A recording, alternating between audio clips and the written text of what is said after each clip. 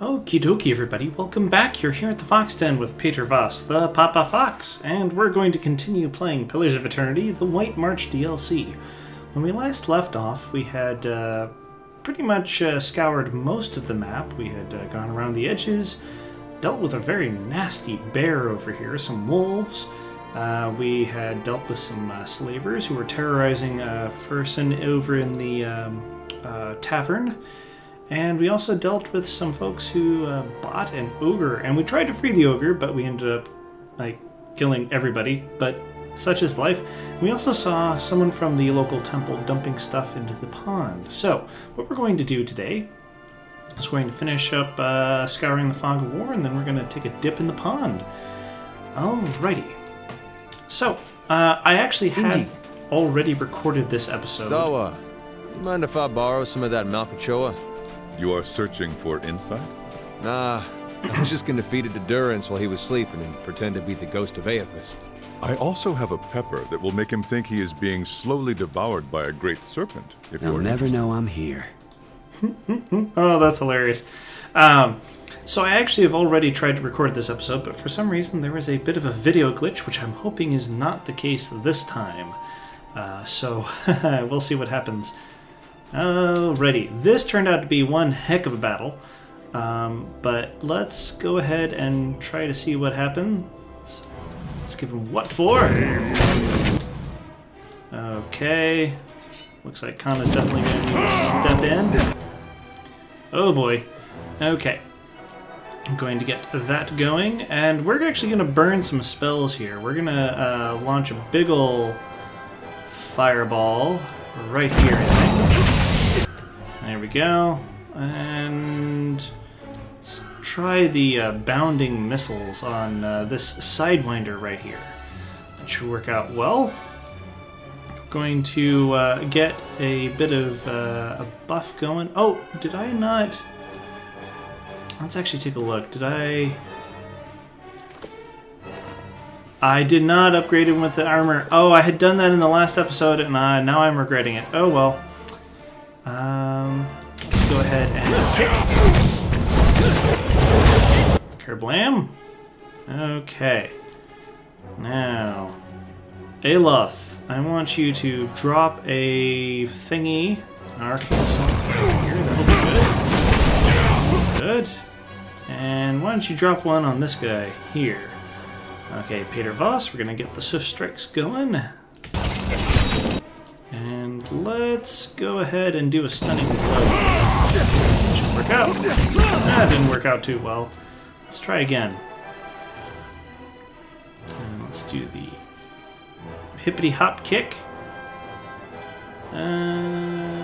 This one. Go. Okay, Kana. Let's actually see about stunning all of them. There we go. Wonderful. Okay, now, Ader, you're actually going to run up here and take care of this one. Go. Knock him down on his little stupid face. That'll work out quite nicely. And what do we got? The Force of Anguish. There we go. Cool. Cool. Alrighty. Let's go ahead and let's do another. There we go. Wonderful. Okay. Ader, go ahead and knock this guy down again. Okay. Now let's get all of them in another paralyzing thingamajig. And Durance, you're actually going to run around this way. And you're going to start attacking this one right here. Let's go ahead and keep on attacking this one. Oh boy. Oh well.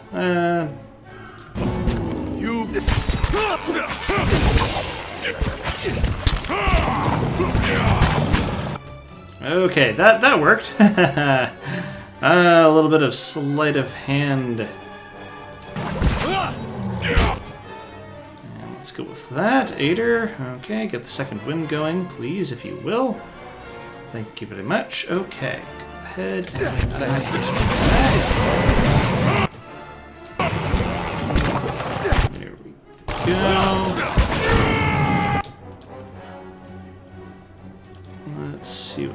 going on?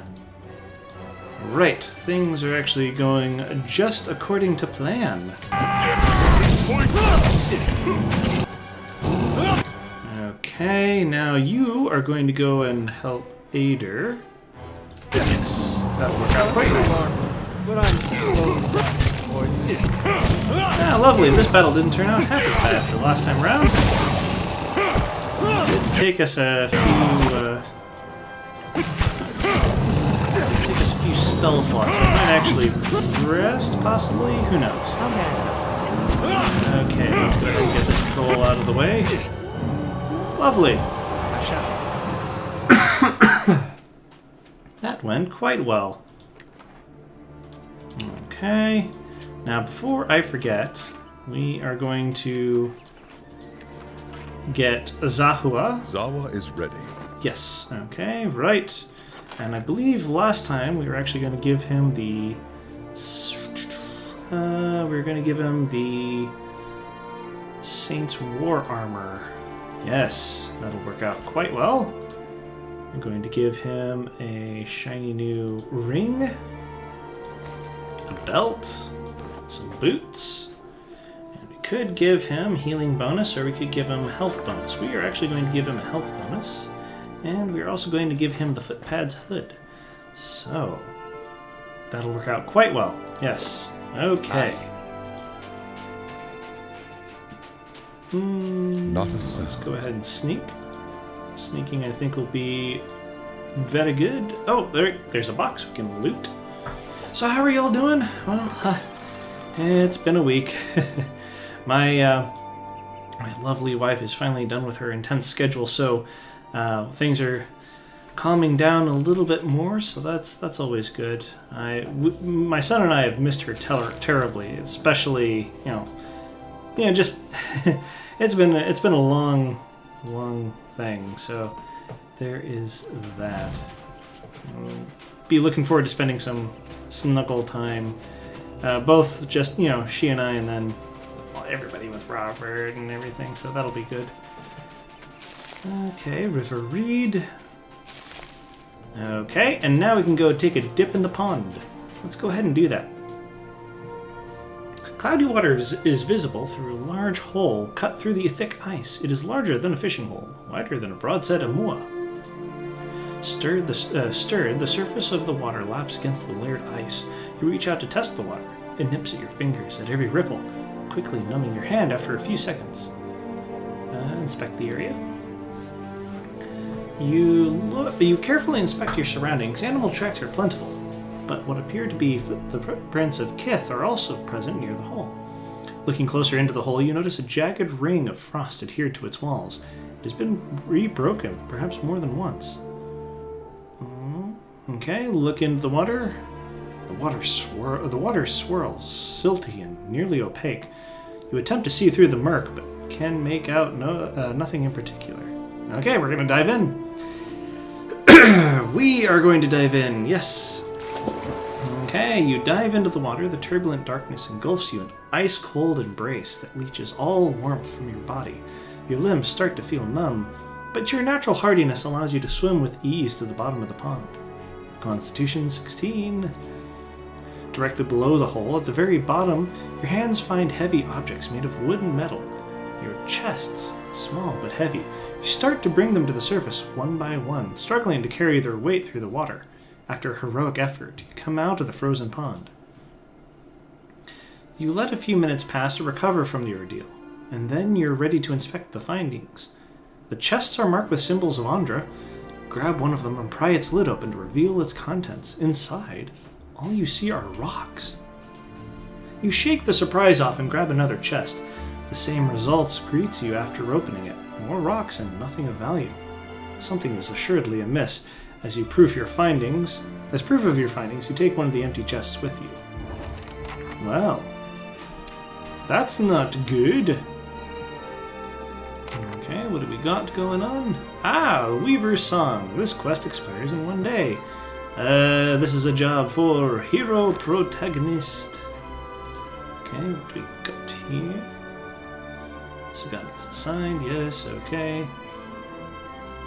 Assign hero protagonist. Thank you very much. Okay. Let's go ahead and sleep here because as we note, we have minor fatigue, which is a minus 10 accuracy and 10% minus endurance. Let's go ahead and do that. Yeah, okay. Cool. Yes. Ooh. Oh boy. That's never a good sign to dream about that. Okay, let's go ahead and talk to Durance. Okay, questions. Need more about you. Ashfall. Something different. I suspect the answers will seed more questions. Tell me about Margaret. No. I suspect the answers will. I want to know more about you. Okay. Tell me more about Ashfall. No. Something different. I suspect. Durance is an odd name. No more than Watcher, and Durance is not a name. It is a title. What does your title mean? Durance? We've shared the fire in a difficult road enough. Enough to know you're willing to suffer one and walk the other. Every god who has followers has a chapter solely for them, whether they know it or not. I know it. This chapter is not a thing of intent, but a flame that catches you. Everyone hears dogma and hymns and rituals in a different way. And whether they admit it or not, the fires that catch your senses all weave into a larger bonfire, which becomes your religion, your way of life, your road. Worshippers take what they want from the god, and then translate it. So it was with Durance. Was a man once, before he became the religion. It's interesting how he talks about this. This is, a lot of folks will tend to think of religion as one set text, whereas this tends to make it look more like a kaleidoscope. Was Durance a saint? Durance a saint? No, he worked for a living. His chuckle slows, dies, then glances at you. An old soldier's joke, but it holds true for saints as well. No saint in his teachings. His disciples did much of the work, like soldiers heading out to war. His teachings are impolitic now. It was composed of several trials and lessons, woven together for the sake of the faith. I'm not familiar with the teachings of Durance. There is no scripture, no poetry or wordplay open to interpretation. Its disciples are often not welcome, so they walk the road. A physical devotion. Many a metaphor has killed a man, when it would have been best to show him the truth of it, as ugly as it may seem. Before Durance, I put my faith in a great many such words, and encouraged others to do the same. All were weaker for it, unworthy of the flame. It's also really interesting here that there's he's starting to note a difference between what people imagine religion trying to do and then what really is the truth of why people like. Okay, so you could have what religion is actually trying to say, which is what he's trying to get at, and then you have what people think it's trying to say or whatnot, which is the metaphor. And metaphors, if you don't clearly understand what you're getting into, and if you aren't honest with things, that can lead to a lot of heartache. Anyways, it's something to think about. Durance's face darkens. The devotions are from days when Magran would not simply open. Okay, yeah, there you go. Instead, she would turn away these faithful and ask them to wander the land to prove themselves devout. Based on the trials and judgments, then access to the god is granted. But it was up to each initiate to find the fire within them, and that fire... Durance frowns. That fire rarely burned when first they came to Magran's door and sought acceptance. Begging is not what transforms one. But to say such now, the words are not welcomed as they should. Why is that? The reasons are so many you would age and die listening to them all. but the teachings of Durance also included casting established clergy out who might need reminders of such devotion as well.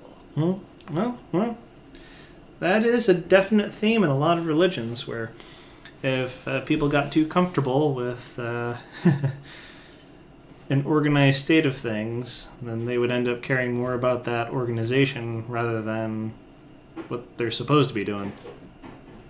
And no priest seeks to be removed from his comforts, whether food, bed, or, well, there we go. Yeah. Those are trials that few can bear to let go once the comforts have taken them. He frowns, his eyes darkening. They see the trials of Durance as unnecessary for the continuation of the faith. Inconvenient sometimes. They hold fast that there are other ways to spread Magran's fire without leaving marks, as Durance taught. What do you mean, leaving marks? As the disciples walked the road, the trials of Durance they suffered and dispensed were also ones of justice. All potential converts, even the faithful, were tested for weakness. And if their weakness broke them, so be it. If they survived, then they were transformed, made stronger as Magran seeks of all. Before I followed the way of Durance, I did not test myself. I did not test others. Weakness and injustice thrived around me because I permitted it to be so. I'm not sure. I'm not sure if I totally agree with his retributive view of keeping things progressing. It's a very cutthroat way of looking at it, and I don't necessarily know if I agree with it. I mean, certainly, if somebody's doing something terrible or allowing something terrible to happen by not doing anything, things need to change, and sometimes change firmly. But the second part is quite telling. I mean, if people don't challenge themselves, if people aren't willing to change themselves for the sake of others, and have no doubt, Durance is very much about trying to be some kind of service. How that service manifests is kind of debatable, but he is trying to do good for others in his own way, I think, anyways. Why would the clergy object to your dispensing justice? Justice was not seen as our duty. Justice was a thing of Woodica. And the debates on that ran fierce and hot. If any god should hold the reins of the keeping of any other, as I said, if any god should hold the reins to the keeping of any other, as I said, an unpopular notion. Durance chuckles without humor. Might spread like a fire. Can't have that. Yet, Durance reminded us that Woodica had once been burned by Magran, and rightly so.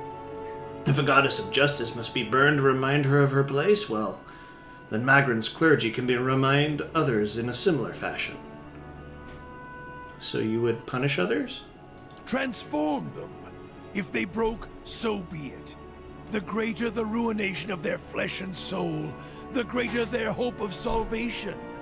It was the struggle that would strengthen them. One can have enough of words until you hunger for giving the red gift to some prattling fool, whether they serve Magran or not. God and faith can drive a man to do much others would find difficult. Durance himself admitted as much. He did not relish the task, but he did not shy away from it. Yeah. He's definitely himself. This is something I don't know if I can really unpack at the moment. Might have to do some careful thinking about this before I come up with any sort of solid response. And you follow this teaching? All life does, whether by Magran or not. The Saints' War made it necessary, and as distasteful as it may have seemed, well, now, every mark of Aethys, every weak soul that exposed our throat to the enemy, They would answer for every soldier and Magran disciple that had fallen.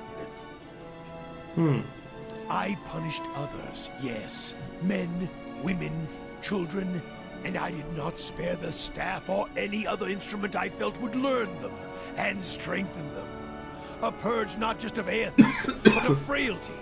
A burning of dry fields. A sacrifice at the whore's altar.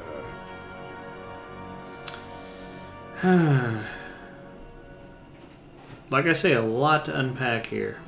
But who needs her words when one has her flame to show the way? So this religious traveling chapter was put down. There were not many of us, Durance snarls.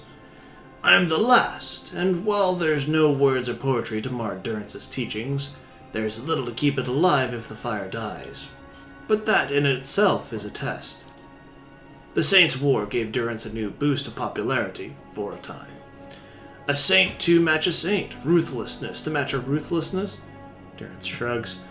The fiercest of us, well, we took the battle to Aethys and raided Ceres. It took strength to turn back their heresies, and I doubt many of Magran's highest could have done the same. Then the teachings dwindled, died, as most flames do. Durance stares at his staff, but they still leave marks. And other questions? You don't dress like a priest. Your robes look as if they were touched by fire. And you don't fit any manner of watcher I've ever seen. Does it make you one now? He frowns, holds up his hand. Don't answer that. Are these the same robes you wore at Helgot? Okay, more time to rest. Okay. Sure. And that's actually going to be the end of the episode. Yes? If you've enjoyed, go ahead and hit that like button or give me some feedback if you prefer. Of course, if you enjoy my other work, then a subscription to the channel would also be absolutely amazing. In the next episode, I'm actually going to go into this here wolf cave, and we'll clear that out. Alrighty, it's great to see you all here at the Fox Den. I hope you come back next time and pull up a chair for some more Pillars of Eternity, the White March DLC. Alrighty, y'all take care now. Bye.